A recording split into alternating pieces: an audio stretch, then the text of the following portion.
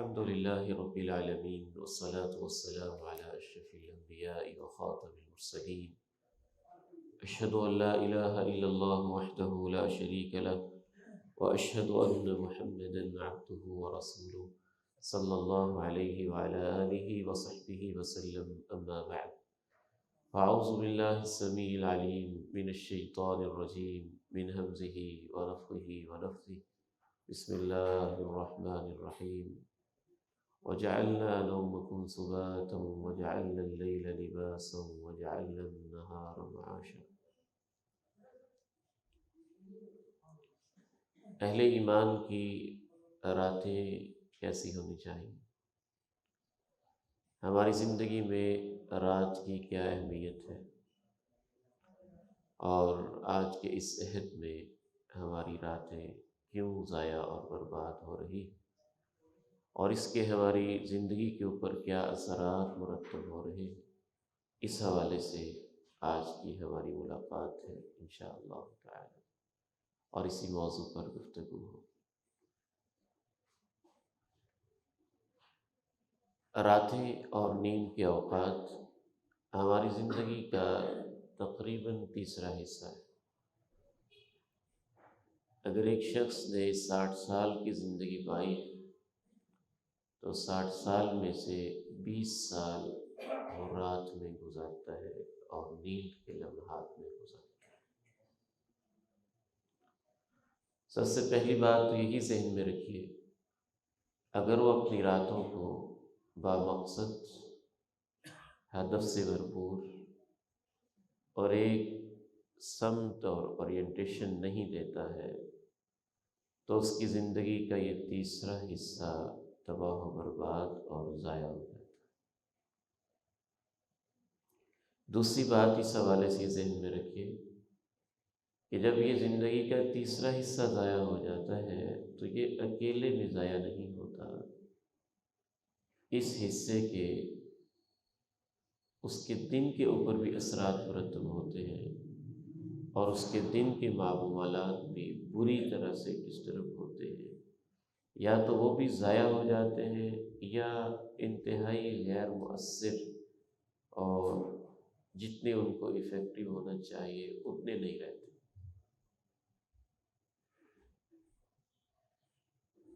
امام حسن رحمہ اللہ سے کسی نے پوچھا تھا کہ میں رات کو اٹھنا چاہتا ہوں، مجھ سے اٹھا نہیں جاتا، تو انہوں نے کیا خوبصورت جواب دیا، کہا قیدت کا ذنوب کا، دن میں جو تو گناہ کرتا ہے رات کو اٹھتے ہوئے وہ تیرے پاؤں کی زنجیر بن جاتے ہیں اور تجھے اٹھنے کی توفیق نہیں۔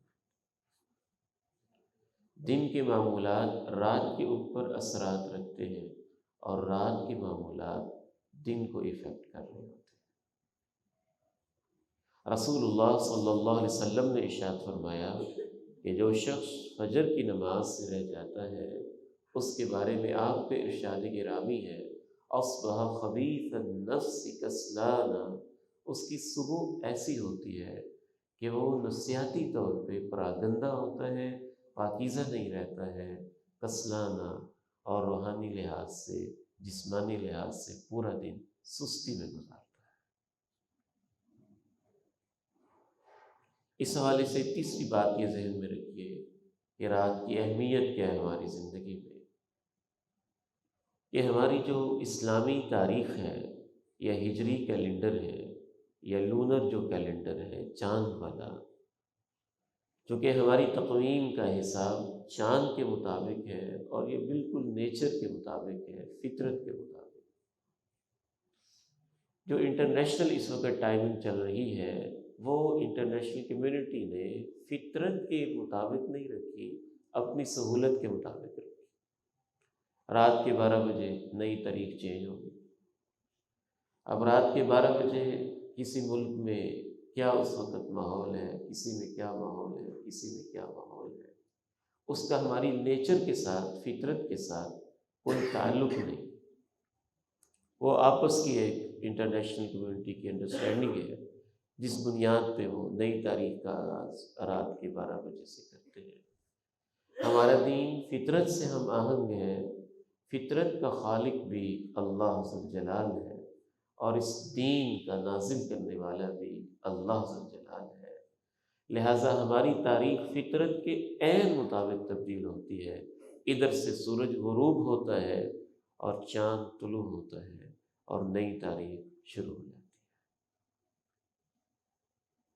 رمضان کے آغاز میں بھی ہم رؤیت ہلال ہی کا انتظار کرتے ہیں، اور عید کے لیے بھی ہم ہلال کے مطلع کا اور اس کے طلوع ہونے کا انتظار کرتے ہیں، اور روزمرہ کے مطابق بھی ہماری تاریخ بدلتی ہے غروب آفتاب کے ساتھ۔ شرعی حوالے سے یہی ضابطہ ہے جو اپنے آپ میں دو ٹوک بھی ہے اور بالکل واضح اور کلیئر بھی ہے۔ تو اس سے یہ ثابت ہوا کہ ہمارے دن کا آغاز اور تاریخ کا آغاز حقیقی معنی میں رات سے ہوتا ہے اور غروب آفتاب کے بعد سے ہوتا ہے۔ چوتھی بات اس حوالے سے ذہن میں رکھیے کہ جتنے بھی ہماری اسلامی تاریخ کے اندر کامیاب ہستیاں ہو گزری ہیں، اور پوری انسانی تاریخ میں سب سے کامیاب ہستی خود ہمارے پیارے نبی صلی اللہ علیہ وسلم کی ذات مبارکہ ہے۔ فدا ہو ابی و امی، ان پہ میرے ماں باپ اور میرا سب کچھ قربان ہو جائے۔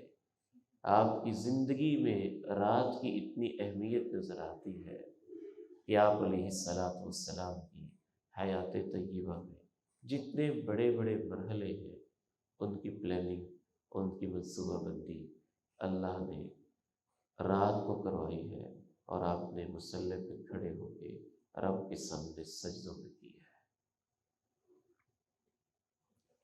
آپ کی زندگی کا اہم ترین موڑ مکی زندگی ہے۔ مکی زندگی جہاں آپ بڑی صعوبتیں اور مشکلیں برداشت کر رہے تھے، ڈاکٹر مہدی رسول اللہ جیسے ہسٹورین اور جو سیر نگار ہیں، انہوں نے یہاں تک لکھا ہے، جو اس سے یہ نتیجہ اخذ میں نے کیا ہے کہ آپ علیہ السلام کی زندگی میں جو تکلیفیں آ رہی تھیں ان کو گننا تو شاید مشکل ہے، لیکن جن اسالیب کے ساتھ تکلیفیں دی جا رہی تھیں اور جن قسموں کے ذریعے اظہار ثانی ہو رہی تھی، نفسیاتی ٹارچر کرنا، جسمانی تشدد کرنا، رشتہ داروں کے اوپر تشدد کرنا، احباب کے اوپر تشدد کرنا، گھر والوں کے اوپر مختلف قسم کے حربے استعمال کرنا، اور آپ کی ذات مبارکہ کے اوپر طعن و تشنیع کرنا، اس کی بھی 1 درجن سے زیادہ صرف قسمیں تھیں۔ آگے پھر تکلیفوں کے واقعات تو بہت سارے ہیں۔ ان حالات میں بھی اللہ رب العزت نے آپ کی زندگی میں رات کو ایک مقام دیا تھا، اور کیا کہا تھا یہ آپ اللہ کے قرآن سے سنیں۔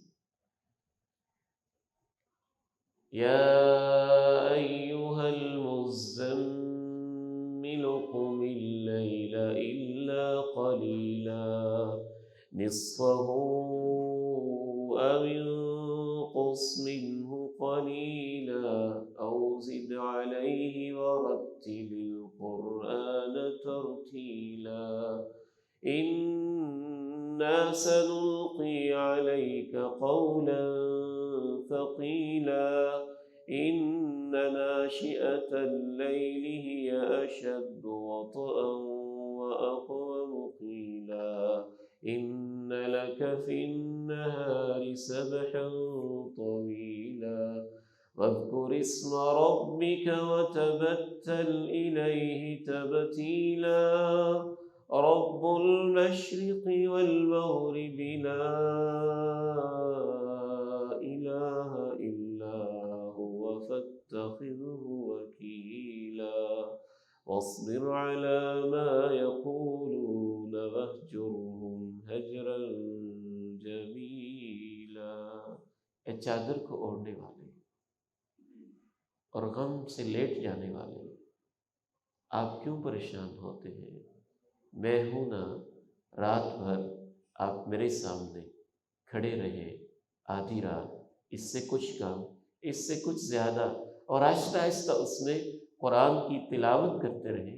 ہم نے تو آپ پہ بہت بھاری ذمہ داریاں اور بڑی بھاری بھاری باتیں ابھی آپ کے کندھوں پہ ڈالنے والے ہیں۔ دن میں بڑی بڑی آپ کی مصروفیات ہیں، آپ اللہ کو یاد کرتے رہیے اور اسی کے لیے گوشہ نشینی اختیار کر لیجئے۔ یہ جو کچھ کہہ رہے ہیں آپ اس پہ صبر کا دامن تھامے رکھیے، اور ہاں آپ کا رب ہے نا، آپ اسے اپنا وکیل بنا لیجیے۔ غزوہ بدر آپ کی زندگی کا اہم موڑ تھا، اور صبح آپ نے زندگی بھر کا حاصل اور محنت سے تیار کردہ افراد صحابہ کرام کو میدان میں اتارنا تھا، اور غزوہ بدر کی تیاری آپ کو رات میں کی تھی۔ رات کے اندر ایسے کی تھی کہ پوری رات اللہ کے پیارے نبی علیہ السلام یوں ابتہال، تضرع، گریہ وزاری کے ساتھ دعا کرتے رہے کہ آپ کی چادر مبارک بھی بار بار کندھوں سے نیچے گرتی تھی، اور جناب صدیق یہ منظر دیکھ رہے تھے اور آپ سے کہہ رہے تھے اے اللہ کے پیارے نبی بس کر دیجیے، بڑی دعا ہوگی۔ حتیٰ کہ آپ نے یہ کلمات بھی کہہ دیے تھے اللہم ان تہلک ھذہ العصابہ فلن تعبد فی الارض بعد، اے اللہ یہ میری زندگی کی جمع پونجی ہے اور میرے خاص تیار کردہ شہید ہے، 13-15 سال کی محنت ہے، ان کو میں نے صبح میدان میں تیرے دشمنوں کے خلاف اتارنا ہے، اگر تو نے ان کو ہلاک کر دیا تو پھر اس زمین کے اوپر تجھے ماننے والا کوئی نہیں ہوگا اور کبھی نہیں ہوگا۔ یہ تک آپ نے کہہ دیا، سرسری اشارہ کرتے ہوئے بات کو آگے بڑھاؤں گا۔ اس سے آپ اندازہ کیجئے اللہ کے پیارے نبی کو صحابہ سے کیسے محبت تھی اور صحابہ کے اوپر کیسا مان تھا۔ صحابہ پہ زبانیں نہیں کھولنی چاہیے، یہ بڑی عظیم ہستی ہے۔ یہاں تک آپ نے صحابہ کے بارے میں کہا نا کہ یہ میری جماعت ہے، اگر صبح یہ ختم ہو گئے تو تیری عبادت ختم ہو جائے گی اور پھر کبھی تیری توحید کو ماننے والا کوئی نہیں۔ جناب صدیق نے کہا بس کر دیجیے، بہت دعا ہوگی۔ تو رات ہی کو آپ نے یہ کام کیا۔ اس حوالے سے 5ویں بات یہ ذہن میں رکھیے کہ رات کو اللہ نے اپنی بہت بڑی نشانی قرار دیا ہے، اور قرآن مجید کی متعدد آیات میں نشانی قرار دی۔ یہاں تک 5 باتیں میں نے آپ کے سامنے عرض کی، خلاصہ دوبارہ سن لیجیے۔ رات ہماری زندگی کا تیسرا حصہ ہے تقریباً۔ دوسری بات کہ جس کی رات ضائع ہو جاتی ہے اس کا تیسرا حصہ تو ضائع ہوا ہی، خطرہ یہ ہے کہ اس کا دن بھی بری طرح متاثر ہو جائے گا۔ تیسری بات کہ رات سے ہماری نئی تاریخ کا آغاز ہوتا ہے۔ چوتھی بات اللہ کے پیارے نبی علیہ السلام اور ہماری اسلامی تاریخ میں جتنی بھی کامیاب ہستیاں ہیں انہوں نے اپنی راتوں پہ فوکس کیا ہے اور اپنی راتوں کو بہت کامیاب بنایا۔ یاد آیا صلاح الدین ایوبی رحمہ اللہ کی فوجیں جب علاقوں کے علاقے فتح کر رہی تھیں تو اس وقت ان کے دشمن نے ایک کمیٹی تشکیل دی تھی باقاعدہ صرف اس مقصد کے لیے کہ پتہ کیا جائے کہ ان میں اور ہماری فوجوں میں فرق کیا ہے۔ یہ حملے کرتے جا رہے ہیں، ہم پسپا ہوتے جا رہے ہیں، یہ فتح حاصل کرتے جا رہے ہیں اور ہم شکست پہ شکست کھاتے جا رہے ہیں، فرق کیا ہے؟ افراد ان کے پاس ہے، ہمارے پاس بھی، اسلحہ ان کے پاس ہے، ہمارے پاس بھی ہے۔ تو اس کی کمیٹی نے جو رپورٹ دی تھی اس کا 2 لفظوں میں خلاصہ یہ تھا کہ اے ہمارے بادشاہ سلامت، ہماری فوجوں کا یہ حال ہے کہ راتوں کو نشے کرتے ہیں اور صبح مست اور نشے میں تو دشمنوں کے سامنے جا کے کھڑے ہو جاتے ہیں، اور صلاح الدین ایوبی کے مجاہدین کا یہ حال ہے فرسان بالنہاری رہبان باللیل، یہ دن کے وقت گھوڑے کی پیٹھ پہ ہوتے ہیں اور رات کے وقت مصلے پہ رب کے سامنے کھڑے ہوتے ہیں۔ 5ویں بات میں نے یہ عرض کی کہ رات کو اللہ نے اپنی ایک بڑی نشانی قرار دیا۔ یہ ایک علیحدہ موضوع ہے کہ کیسے نشانی ہے اور اس بارے میں کون سی آیات ہیں، وقت کی کمی کی وجہ سے میں اس کو اسکپ کروں۔ تو کرنا کیا ہم نے اور رات کو ضائع ہونے سے کیسے بچانا ہے، اس حوالے سے بھی آخری 10-15 منٹ میں آپ کے سامنے 5 ہی باتیں رکھنا چاہتا ہوں۔ پہلا کام یہ کرنا ہے کہ رات میں جو اللہ نے نشانیاں رکھی ان میں غور و فکر کرنا ہے اور اپنی نیت کو ٹھیک کرنا ہے۔ جب تک انسان کی نیت یہ رہے گی کہ رات کو ٹائم ہی پاس کرنا ہے نا، جیسے بھی ہو سکا گزر جائے گی، کوئی ترتیب نہیں ہوگی، کوئی نظم نہیں ہوگا، کوئی ڈسپلن نہیں ہوگا، بے ہنگم سی ہوگی، اس وقت تک زندگی ضائع ہوتی ہے۔ ان فی خلق السماوات والارض واختلاف اللیل والنہار لآیات لأولی الالباب الذين يذكرون الله قياما وقعودا وعلى جنوبهم ويتفكرون في خلق السماوات والأرض ربنا ما خلقت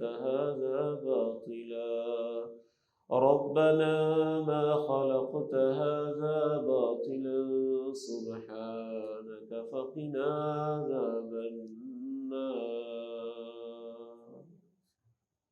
زمین و آسمان کی تخلیق میں، دن رات کے آنے جانے میں یقیناً بلا شبہ بڑی بڑی نشانیاں ہیں عقل والوں کے لیے، جو آسمان و زمین میں غور و فکر کرتے ہیں اور پکار اٹھتے ہیں، اے ہمارے رب تو نے یہ سب کچھ بے مقصد تو نہیں بنایا ہے، کہیں ایسا نہ ہو کہ ہم بے مقصد سمجھیں اور جہنم کے مستحق قرار پائیں۔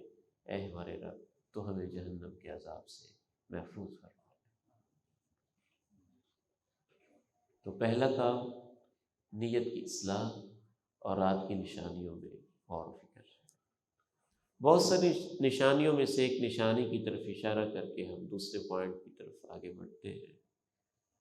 یہ دن اور رات ہی تو تھے جو بدلتے گئے اور گزرتے گئے، اشاب الصغیرہ وافن الکبیرہ مر اللیالی وکر النہاری۔ دن رات کے عدل بدلنے اور دن رات کے آنے جانے نے بچوں کو جوان کر دیا، جوانوں کو بوڑھا کر دیا اور بوڑھوں کو قبرستان میں پہنچا دیا۔ ایک چھوٹی سی نشانی نہیں کہ یوں دیکھتے دیکھتے ہی راتیں گزرتی گئیں اور ہمارے بال سفید ہوتے گئے، ہمارے چہروں پہ جھریاں پڑتی گئیں، ہماری جوانیاں ڈھلتی گئیں، ہماری کمر دوری ہوتی گئی اور ہماری زندگی ایسی کٹی کہ آہستہ آہستہ آہستہ ہم قبرستان کے منہ پہ پہنچ گئے۔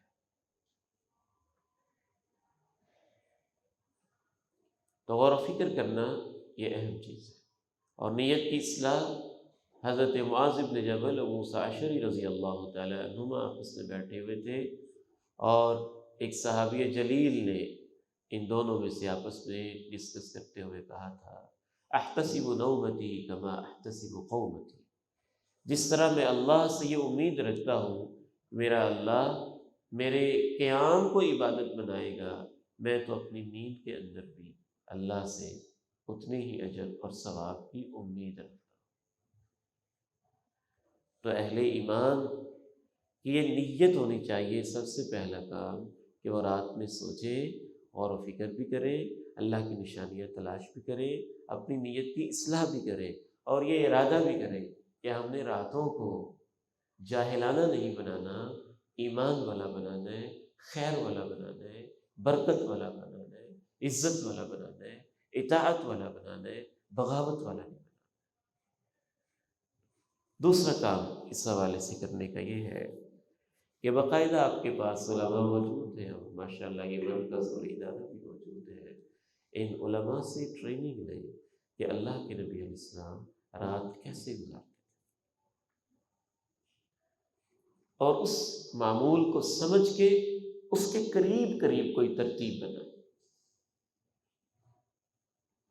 رات کو آپ شراب گل کر دیتے تھے، آپ کی یہ تعلیم ہوتی تھی کہ جلدی سو جائیں، آپ کی یہ تعلیم ہوتی تھی دروازے بند کر دیں، آپ کی یہ تعلیم ہوتی تھی روشنیاں بجھا دیں، آپ کی یہ تعلیم ہوتی تھی برتن ڈھانپ دیں، آپ کی یہ تعلیم ہوتی تھی مشکیزے کو تسمے سے باندھ دیں، آپ کی یہ تعلیم ہوتی تھی بستر کو جھاڑیں، آپ کی یہ تعلیم ہوتی تھی کہ وضو کریں، سونے سے پہلے وضو کریں، اتنی ساری ترتیبات سے پتہ چلتا ہے کہ رات کو آپ ایک اہم کام سمجھتے تھے، اور نیند لینے کو بھی گویا ایک اسائنمنٹ سمجھتے تھے، ایک ذمہ داری ہے جس کو اچھے طریقے سے پورا کرنا ہے۔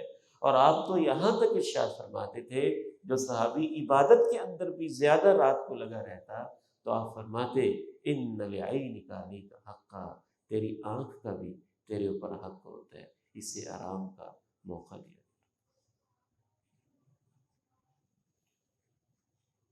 تو ترتیب ہم نے سمجھنی ہے، وہ ایک مستقل موضوع ہے، علیحدہ ایک موضوع۔ اس میں اہم ترین چیز یہ ہے کہ انسان وضو کرے، وضو کر کے لیٹے، اور ذکر کرتے ہوئے، اللہ کو یاد کرتے ہوئے لیٹے۔ سبحان اللہ 33 دفعہ، الحمدللہ 33 دفعہ، اللہ اکبر 34 دفعہ، آیت الکرسی آخری تینوں کل تین تین دفعہ، اور ایک دفعہ قل یا ایھا الکافرون۔ یہ سنت کے مطابق پڑھتے پڑھتے باوضو ہو کے انسان جب لیٹ جاتا ہے، تو آپ علیہ السلام ارشاد فرماتے ہیں ما من مسلم یبیت طاہرا علی ذکر الا وبات فی شعارہ ملک۔ جو مسلمان بھی باوضو ہو کے ذکر کی حالت میں لیٹ جاتا ہے، اس کے ساتھ ہی ایک فرشتہ آ جاتا ہے جو ساری رات یہ دعا کرتا رہتا ہے، اللہم اغفر لعبدک انہ قد بات طاہرا، یا اللہ اپنے اس بندے کو معاف کر دے، یہ باوضو ہو کے رات گزار رہا۔ اس میں برکت آتی ہے، سعادت آتی ہے، تازگی آتی ہے۔ تیسرا کام اس حوالے سے کرنے کا یہ ہے کہ رات کے کچھ حصے میں جب انسان غور و فکر کرے، تو اس غور و فکر کے اندر اس چیز کو بھی شامل کر لے کہ کتنی راتیں ہیں جو گزر چکی ہیں، اور ایک ایسی رات بھی ہے جو مجھے اور آپ کو اپنے گھر میں نہیں، اور اپنے مکان اور کوٹھی میں نہیں، اور اپنے بیڈ پہ نہیں، قبرستان میں اور اندھیروں میں آئی۔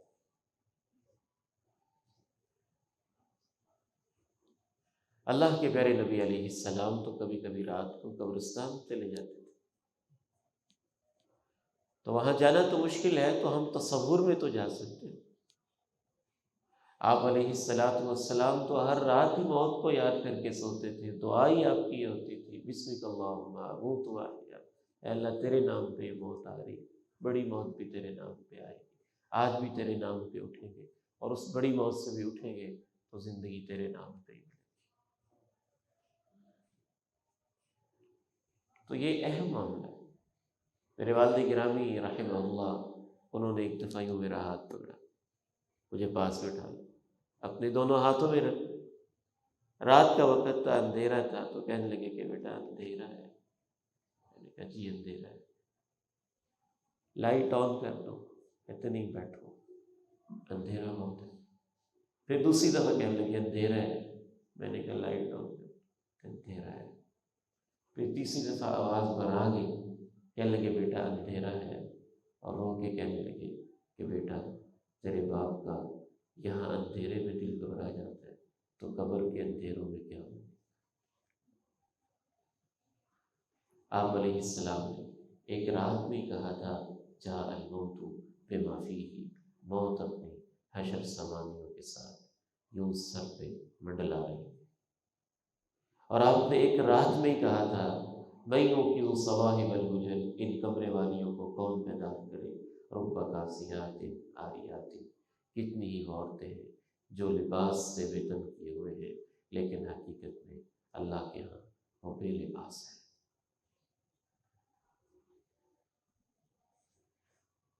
اور اسی طرح ہی ہم سے پہلے جو بھی گئے ایسے ہی ہے۔ چوتھا کام کرنے کا یہ ہے کہ رات کے کچھ حصے میں قرآن مجید کی تلاوت بھی معمول ہونا چاہیے، بے شک تھوڑی سی ہو، بے شک وہ اتنی سی ہو کہ آخری تینوں کل ہی پڑھ لیں۔ حضرت رسول اللہ صلی اللہ علیہ وسلم ارشاد فرماتے ہیں کہ میں اشعری قبیلے کے اپنے صحابیوں کو میں نے ان کے گھر نہیں دیکھے ہوئے، لیکن رات میں ان کے گھروں کے پاس سے جب گزرتا ہوں اور ان کے گھروں سے قرآن کی تلاوت کی آوازیں آتی ہیں، تو میں ان آوازوں سے پہچانتا ہوں کہ میرے فلاں صحابی کا گھر کہاں پہ ہے۔ تو صحیح بخاری کی اس حدیث سے یہ پتہ چلا کہ صحابہ رات کو تلاوت کرتے تھے۔ ان کی آواز کبھی اونچی بھی ہوتی تھی، گلی کے اندر سنائی بھی دیتی تھی، اور اللہ کے پیارے نبی علیہ السلام سنتے بھی تھے۔ حضرت اسید ابن حضیر بھی رات ہی کو تلاوت کر رہے تھے، اور اتنی محبت کے ساتھ کر رہے تھے کہ آسمانوں سے فرشتے ان کی تلاوت کو سننے کے لیے یوں قریب تشریف لے آتے، اور ایک جھرمٹ سا بن گیا، کوکبہ بن گیا۔ اور آپ نے کہا تھا اسید اگر تم تلاوت کرتے رہتے صبح ہو جاتی، اور اللہ کے فرشتے صبح تک بھی تمہاری تلاوت سنتے ہی رہتے۔ ویسے بھی قرآن مجید اور حدیث میں یہ معلوم ہوتا ہے کہ اہل ایمان دن میں بھی تلاوت کرتے ہیں اور رات کے کچھ حصے میں بھی تلاوت کرتے ہیں۔ آخری 5ویں بات اس حوالے سے یہ ہے کہ رات کو جلدی سو جانا، وقت پہ سو جانا، اور صبح جلدی اٹھنا، وقت پہ اٹھنا، یہ اہل ایمان کی رات ہوتی ہے۔ اور اس کے پھر کچھ لیولز ہوتے ہیں۔ یہ بھی ہو سکتا ہے کہ انسان بہت دیر اللہ کی عبادت کرتا ہو، یہ بڑا اعلیٰ لیول ہے۔ یہ بھی ہو سکتا ہے رات کا تہائی حصہ کرتا ہو، یہ پھر ایک بڑا عظیم لیول ہے۔ یہ بھی ہو سکتا ہے ایک تہائی حصہ عبادت میں کرتا ہو، رات کو اٹھ کے صرف 10 آیتیں ہی پڑھ لیں۔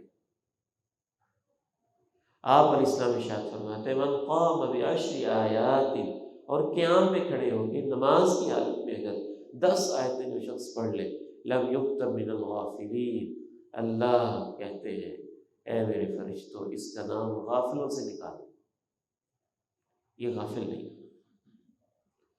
سورۃ الفلق اور سورۃ الناس آخری دونوں کل پڑھے تو یہ 11 آیات بن جاتی، یعنی اتنا سے ہی پڑھے۔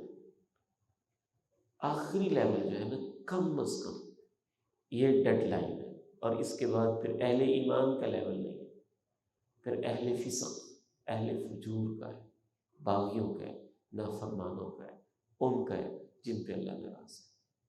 آخری لیول کم از کم یہ کہ عشاء کی نماز باجماعت پڑھ لیں، اور فجر کی نماز باجماعت پڑھ لیں، اور رات میں اللہ کی نافرمانی نہ کریں، عبادت نہیں کر رہے تو بغاوت بھی نہ کریں، اللہ کے سامنے آنسو نہیں بہا رہے تو اپنی نگاہیں کسی گندے منظر پر بھی نہ لائیں۔ اگر اپنی آنکھوں سے رات کو قرآن کو نہیں دیکھ رہا ہے تو فیس بک اور یوٹیوب کے چینلز پہ دنیا جہاں کا گاندھی نہ دیکھے۔ جو یہ لیول بھی حاصل کر لے کہ عشاء کی نماز باجماعت پڑھ لے اور فجر کی نماز باجماعت پڑھ لے، اور اپنی رات کو اللہ کی نافرمانی سے بچا لے، بغاوت سے بچا لے، تو امام کائنات علیہ السلام ارشاد فرماتے ہیں من صلی العشاء فی جماعہ فکأنما قام نصف اللیل، جو عشاء کی نماز باجماعت پڑھتا ہے وہ ایسے ہے جیسے آدھی رات تہجد پڑھتا رہا ہے۔ ومن صلی الفجر فی جماعہ، اور جو فجر کی نماز بھی باجماعت پڑھ لیتا ہے فکأنما قام اللیل کلہ، اس کو ایسے ثواب ملتا ہے جیسے ساری رات کی تہجد پڑھتا رہا۔ اللہ تو بہت مہربان۔ اگر بندہ یہ لیول بھی حاصل نہیں کر پا تو پھر جو لیول ہے نا اس کے بعد وہ کامل ایمان والوں کا نہیں ہے، کہ یوں دڑام سے بستر پہ گرا، جب جی چاہا، جہاں تک دل چاہا، بلا وجہ جاگتا رہا، اپنے جسم کو متاثر کیا، اپنے ایمان کو متاثر کیا، اپنے اگلے دن کو متاثر کیا، اپنی رات کو سوشل میڈیا کے پیجز پہ اور مختلف ٹول پہ ضائع اور برباد کیا۔ جب تھک ہار گیا تو بغیر کسی ذکر کے، بغیر کسی وضو کے، بغیر اللہ کی یاد کے، بغیر نماز کے، بغیر صبح اٹھنے کی نیت سے یوں دڑام سے گر کے لیٹ گیا، تو یہ لیول اس بندے کا ہے جس کے بارے میں حدیث میں آتا ہے کہ اللہ تعالیٰ کو کچھ لوگوں سے بڑی نفرت ہوتی ہے، اور ان میں آپ نے جن سے نفرت ہوتی ہے ان کی 2-3 نشانیاں یہ بھی بتائیں۔ دنیا کے بڑے ماہر اور ایکسپرٹ ہوتے ہیں، اور آخرت کے بارے میں جاہل اور پرلے درجے کے نادان ہوتے ہیں، بے فکر اور غافل ہوتے ہیں۔ حمار من نہار، دن میں گدھے کی طرح چھٹے رہتے ہیں، جیفت باللیل، اور رات کو مردہ جانور کی طرح لے جاتے ہیں۔ پھر یہ ان لوگوں کا لیول شروع ہو۔ تو ہم نے اپنی راتوں کا جائزہ لینا اور ان کو قیمتی بنانا ہے۔ 5 باتیں میں نے عرض کی کہ رات میں کیا کرنا ہے۔ نیت کو بدلنا ہے، غور و فکر کرنا ہے، رات کو اہم سمجھنا ہے اور ارادہ کرنا ہے کہ ہم نے اپنی راتوں کو ایمان والا بنانا۔ نمبر 2، رات میں سوچنا ہے اور اپنی سوچوں میں خصوصاً اپنی قبر کی رات کو اور موت کی رات کو اور آخری رات کو بھی کچھ دیر کے لیے یاد کرنا ہے۔ نمبر 3، ان کو سنت کے مطابق بنانا ہے اور اس میں بالخصوص جو ترتیبات ہیں وہ ذہن میں رکھنی ہے، ذکر کر کے، وضو کر کے، ذکر کر کے لکھنا ہے۔ نمبر 4، رات کے کسی حصے میں قرآن مجید کی تلاوت بھی کرنی ہے جتنی ممکن ہو۔ اور نمبر 5، کہ رات میں اللہ سے دعا بھی کرنی ہے اور معافی بھی مانگنی ہے۔ جب اللہ توفیق دے یہ نہ ہو سکے تو کم از کم پھر اس کو نافرمانی میں نہیں لگانا، عشاء کی نماز باجماعت اور فجر کی باجماعت پڑھ، خوب آرام کر، اس کی بھی اجازت ہے۔ ایک آیت سنیے اور اس کے ساتھ ہی میں آپ سے اجازت چاہتا ہوں۔ اللہ تعالیٰ نے اہل ایمان کی راتوں کا کتنی محبت سے تذکرہ کیا اور اپنے قرآن میں کیا اور متعدد آیات۔ وَعِبَادُ الرَّحْمَنِ الَّذِينَ يَمْشُونَ عَلَى الْأَرْضِ هَوْنًا وَإِذَا خَاطَبَهُمُ الْجَاهِلُونَ قَالُوا سَلَامًا وَالَّذِينَ يَبِيتُونَ لِرَبِّهِمْ سُجَّدًا وَقِيَامًا۔ رحمان کے بندے ہوتے ہیں جو زمین پر عاجزی سے چلتے ہیں، جب ان سے جاہل الجھتے ہیں تو سلام کہہ کے گزر جاتے ہیں، اور رحمان کے بندے ہوتے ہیں جو راتیں گزارتے ہیں کبھی اللہ کے سامنے قیام میں اور کبھی اپنے رب کے سامنے سجدہ۔ تتجافى جنوبهم عن المضاجع يدعون ربهم خوفا وطمعا ومما رزقناهم ينفقون فلا تعلم نفس ما أخفي لهم من قرة أعين جزاء بما كانوا يعملون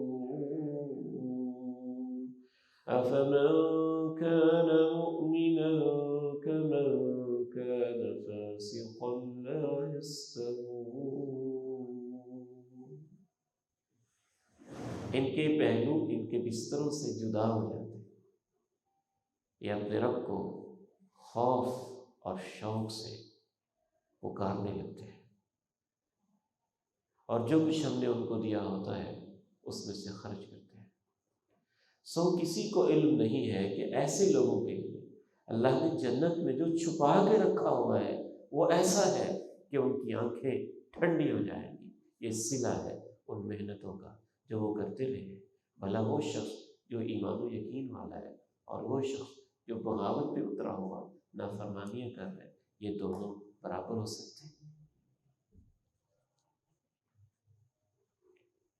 اور اللہ تعالیٰ نے یہ بھی کہا کہ جب جنتی جنت میں چلے جائیں گے تو کیوں چلے جائیں گے؟ ان کی 2 خوبیاں اللہ نے یہ بیان کی، کانوا قلیلا من اللیل ما یہجعون وبالاسحار هم یستغفرون۔ رات کے کچھ حصے میں آرام نہیں کرتے تھے اور رب سے معافیاں مانگتے تھے، سحری کے وقت وہ استغفار کرتے تھے، بخشش مانگتے تھے۔ تو انشاءاللہ خصوصاً میں اپنے نوجوان بیٹوں سے یہ عہد لینا چاہوں گا، یہ ان کا اللہ کے ساتھ معاملہ ہے کہ ہماری راتیں جو سوشل میڈیا نے پوری طرح متاثر کی ہیں، کوئی ضروری معاملات ہیں، علم کا ہے، سیکھنے سکھانے کا ہے، کسی کی عیادت ہے، کوئی مسافر ہے، یا بیوی کے معاملات ہیں، کوئی معاشی ایسی ضروری مصروفیت ہے جس کے بغیر گزارا نہیں، تو علیحدہ معاملہ ہے۔ لیکن بغیر کسی وجہ کے ہی اپنی رات کو سوشل میڈیا پہ گزارنا اور ضائع کرنا اور دنیا جہان کی بس پوسٹیں دیکھتے رہنا اور ٹک ٹاک کے اوپر براؤزنگ کرتے رہنا، یہ عقل مندوں کا کام نہیں۔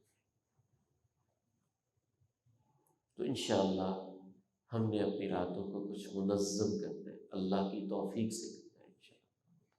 اللہ تعالیٰ مجھے اور آپ کو توفیق نصیب فرمائے۔ کفارہ مجلس کی دعا پڑھ لیجیے۔ سبحانک اللہم و بحمدک، اشہد ان لا الہ الا انت، استغفرک و اتوب الیک، وآخر دعوانا الحمدللہ۔